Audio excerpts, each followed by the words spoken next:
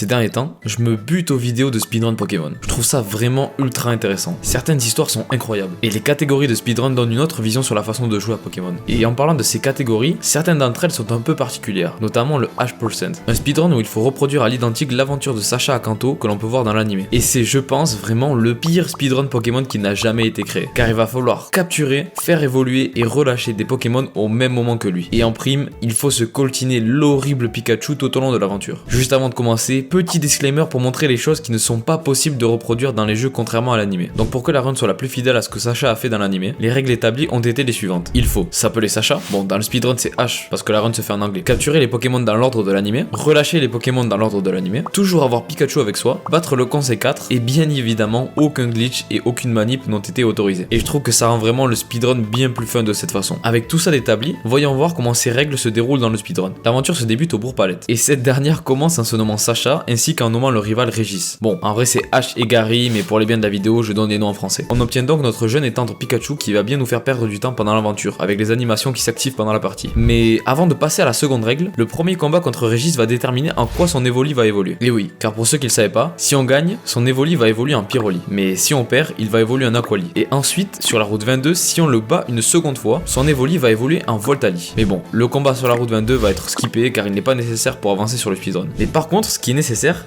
c'est la règle numéro 2 où l'on doit attraper tous les Pokémon dans l'ordre que Sacha l'a fait. Le premier est assez simple car c'est un Chenipan qui spawn dans la forêt de Jade avec un taux de 55%, donc plutôt simple à avoir. Mais le second, c'est Roucoups. Et pourquoi pas capturer un Roucoule, me direz-vous?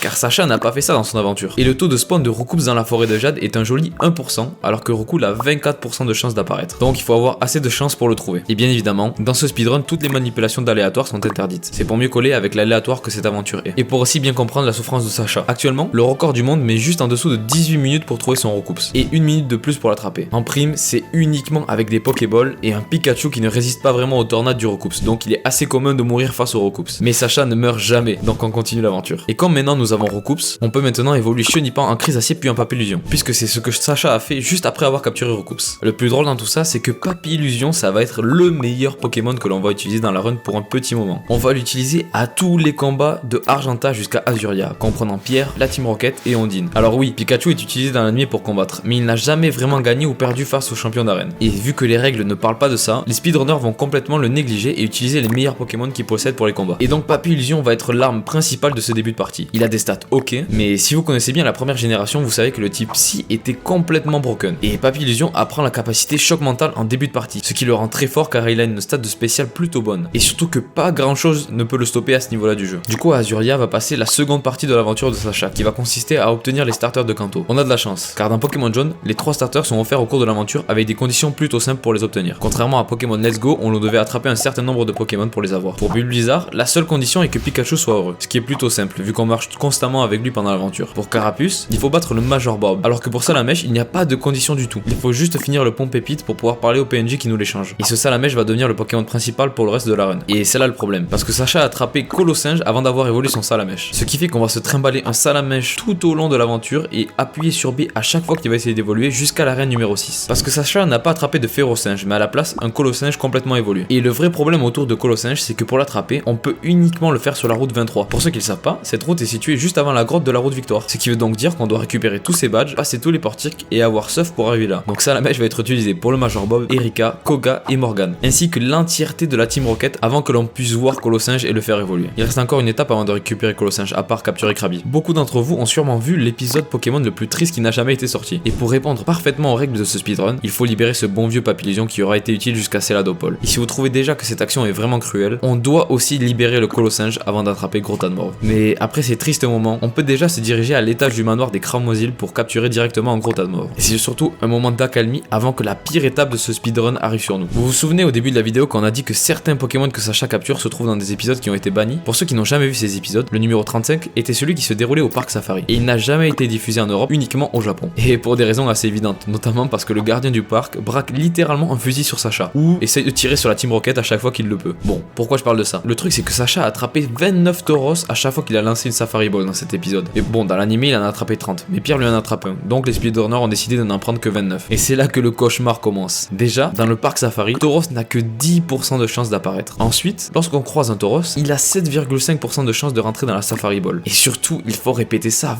29 fois. Pour que vous vous rendiez un peu compte, le record du monde actuel rentre dans le parc safari à 2h45 et 36 secondes. Il a attrapé son premier tauros à 3h 4 minutes et 48 secondes et il a attrapé le dernier tauros à 5h44 et 52 secondes, soit plus de 3 heures plus tard. Mais bon, après avoir réalisé cette dure épreuve, maintenant les dernières étapes de ce speedrun sont une promenade de santé. Il faut garder Pikachu dans l'équipe bien évidemment, faire évoluer Reptincelle en Dracofeu ainsi que Krabby en Crabos. Et là, il faut finir le jeu. Bon, en vrai, Sacha n'a jamais vraiment affronté le Conseil des 4 dans l'animé, mais de toute façon, il ne les a jamais battus. Modifier la fin de l'animé pour qu'elle soit plus épique dans les jeux rend le speedrun beaucoup plus agréable à jouer et aussi cette histoire à raconter. Donc les speedruns vont affronter Régis et le Conseil des 4. Actuellement, il n'y a que 2 speedrunners qui ont présenté leur run sur speedrun.com pour vous dire à quel point ce speedrun est ridicule. Mais c'est surtout dû au fait que le voyage de Sacha n'a pas été pensé pour le speedrun à la base. D'ailleurs, ce n'est pas le seul H% ridicule qui existe. La balle revient à celui de la génération 2 car dans cette région, Sacha a attrapé un Pokémon Shiny dans l'animé. J'espère que cette vidéo vous aura plu. Si c'est le cas, n'hésitez pas à la liker et à vous abonner. Je tente des choses un peu différentes sur la chaîne, donc n'hésitez pas à me dire ce que vous en avez pensé. Et sur ce, c'était Chab, bye les gars.